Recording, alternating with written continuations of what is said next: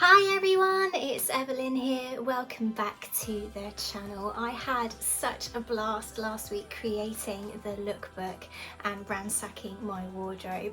Let me know if you've been doing the same and having a little spring clean ready for springtime. And let me know what your favourite looks are now. I love to hear from you in the comments below and get chatting. So please pop a comment below. Let me know what you're making at the moment, what your favourite garments are. It would be lovely to chat. So this week I would like to show you how to create two items that you would actually have seen in last week's lookbook, and those are these two berets. The first one we are going to create today on the channel is this one that we sew with a stretch knit fabric. And it's a very nice and easy project. We're going to draft the pattern and then create it, and it's a great way also to break into those remnants, and it only uses half a yard, so that's fantastic. And the second one is this beret that we are actually going to knit ourselves. If that sounds overwhelming, please don't panic. It's only a few stitches which I'm going to take you through step by step, and the pattern is going to be available in the description box below. I absolutely love the colours of this beret. Isn't it beautiful? So I hope you'll come along with me today and create some berets of your own. And if you do, please tag me on Instagram. My Instagram user is @EvelynAdore. I would love to see your makes and get chatting with you. So without further ado, let's get beret making. That was fun.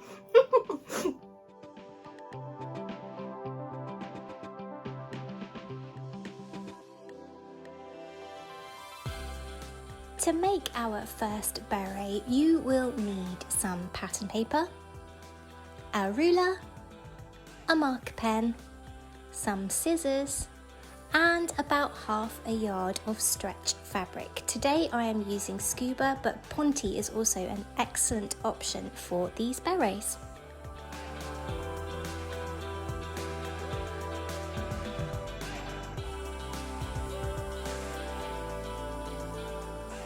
To draft our beret pattern, we are first going to plot a circle with a diameter of 11 inches onto our pattern paper. I'm doing so here by drawing a line of 11 inches through a centre point vertically and horizontally. I then use my ruler on this centre point, pivoting around to create the circle.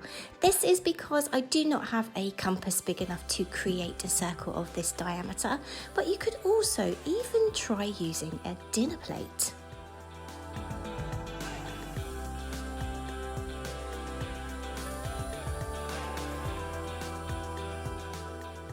On the same pattern piece, you are then going to plot a second circle with a diameter of 4 inches inside the first circle, like so.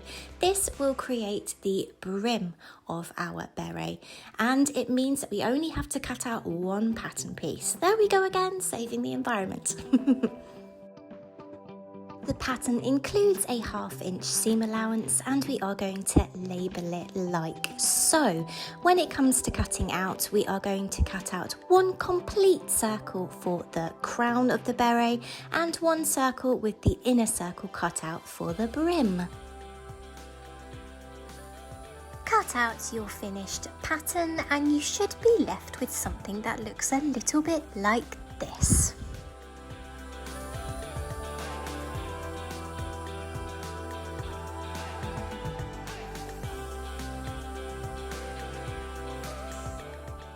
One important thing when working with stretch fabrics is to ensure that your machine is fitted with a ballpoint or stretch needle. This will help you avoid any skipped stitches. It's also a really good habit to get into to regularly replace your sewing machine needles so that this does not happen.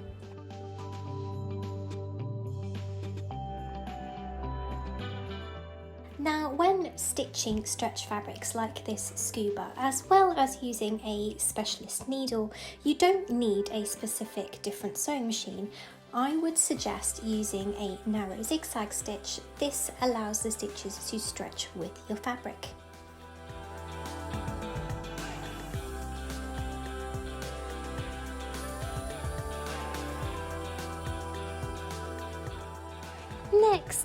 your beret pattern to your chosen fabric, and this time we are going to cut out a full circle which will form the crown or top of your beret.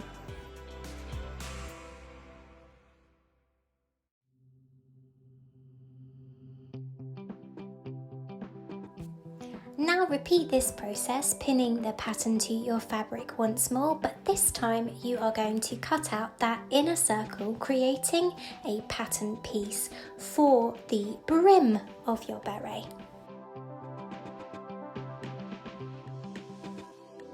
A little tip here to keep all your remnants, even these tiny little scraps, because we will be using them with a future project on the channel. Having cut out the pieces for our crown and our brim, we are going to place them right sides together and pin all the way around the outer edge like so.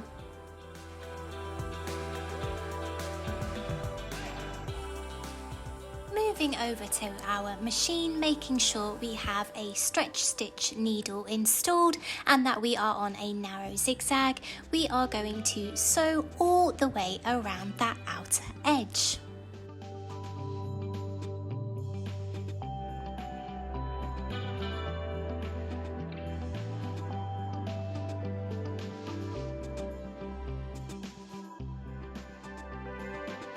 Having stitched our two pieces together, we are now going to need to make little notches all the way around this outer seam. This is so that when we turn the beret inside the right way, we have a nice crisp edge.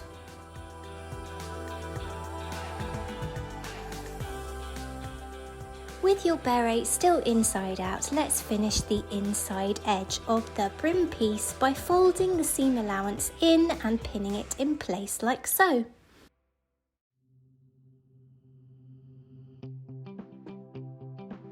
Over on your machine, use a wide zigzag stitch to keep this in place.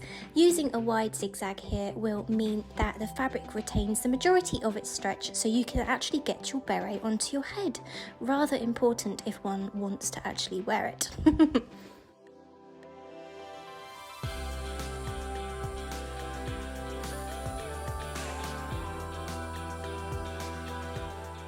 And here we have our completed sewn beret, a really quick and easy, satisfying project, and it can also be a great remnant buster as well.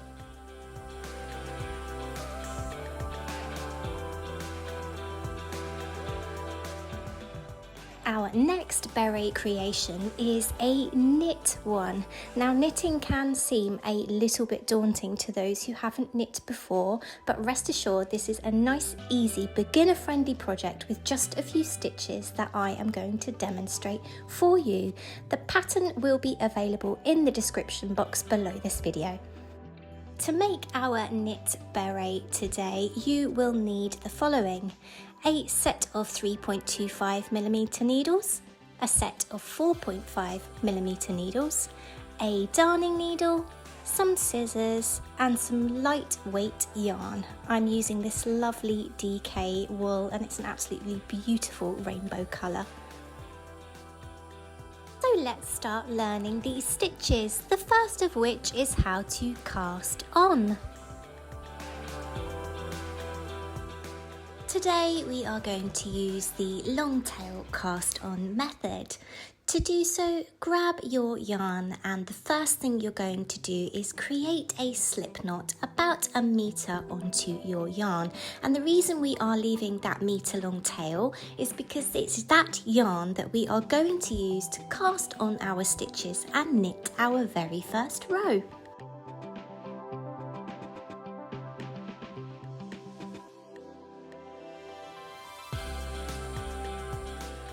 Next, you are going to place that slip knot onto your needle, pulling both of the threads underneath so that the stitch is tightened around the needle.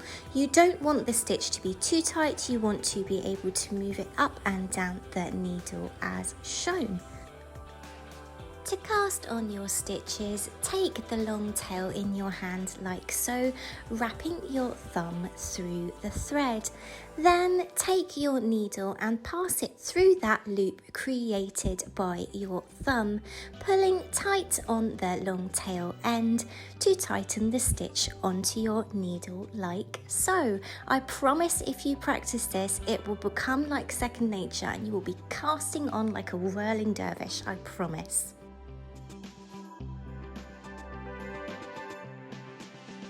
With your cast on stitches held in your left hand, let's do a knit stitch. Take your right hand needle and push it through the first stitch on your left hand needle, like shown from the bottom to the top. Taking your long tail yarn, you are then going to wrap it around the right needle from the top through between the two needles. Pulling your right needle through, you're going to catch that new stitch on your needle like so.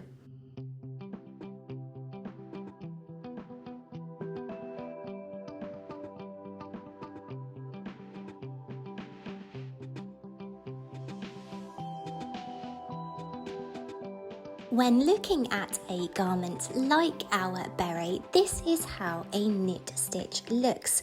Lots of little V's in a row. How beautiful is that? Now let's move on to a purl stitch. This time your needle is going to come through the front of the stitch like so. Your yarn is going to wrap around that right needle, pulling the right needle through and catching that new stitch. When doing this, I find it easier to use my left index finger to push the right needle through. This also gives me more control when I am purling.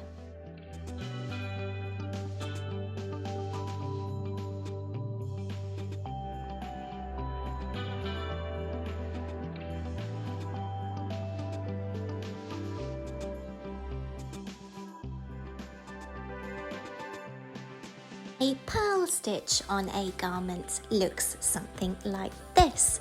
Lots of little scalloped edges. I always think they look like the scales on a mermaid's tail, but maybe that's just me.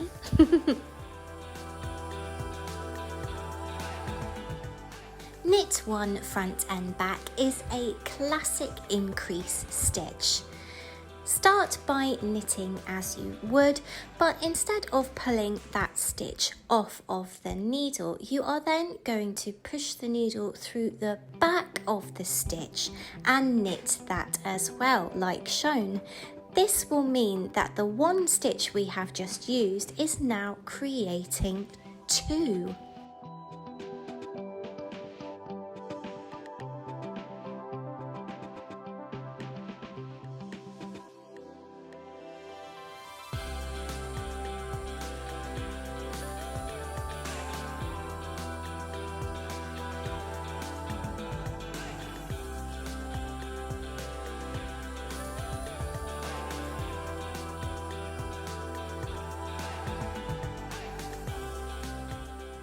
Knit two together is a fabulously easy decrease stitch. Instead of knitting just one stitch, we are going to knit two at the same time, meaning that those two stitches have now become one.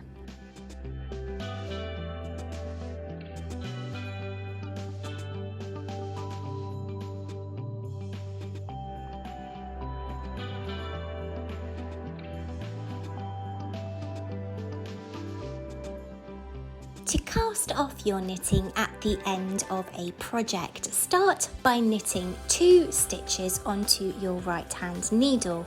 You are then going to pass your left hand needle through the front of the first stitch on your right hand needle, pulling that stitch up and over the second, and you will see what has happened is that first stitch has cast itself off over the second. All you do is simply continue doing so until you just have one stitch left on your right hand needle.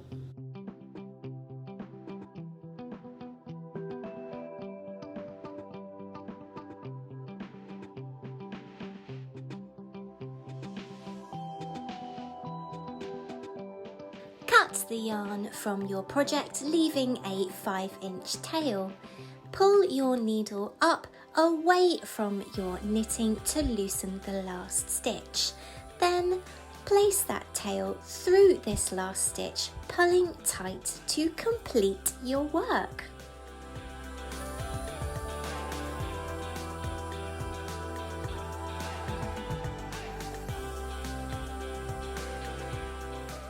Those are the only stitches we need to make our beret, so let's get knitting using the pattern in the description box.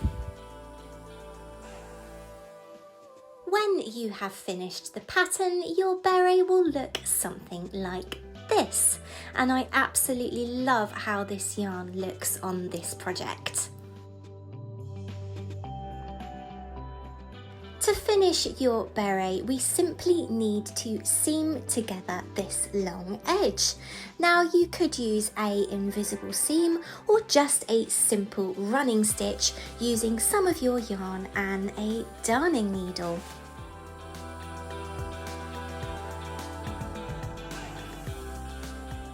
Here is the finished knitted beret, and I am definitely going to make these in a rainbow of colours, and I absolutely love the way that this mixed coloured yarn looks on this beret. Absolutely beautiful.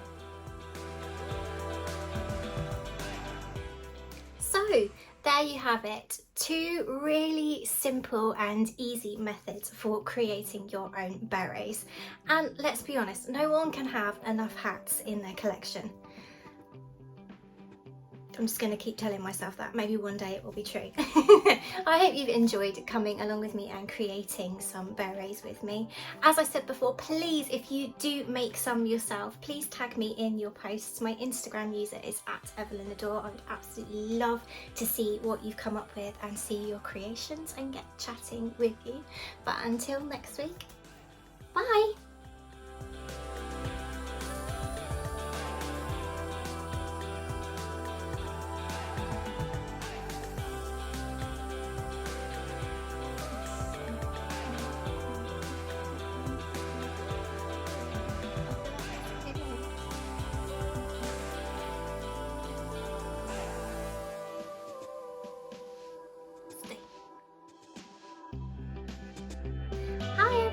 Welcome back to the channel. Today, might be a good idea if you actually get the berets to show them.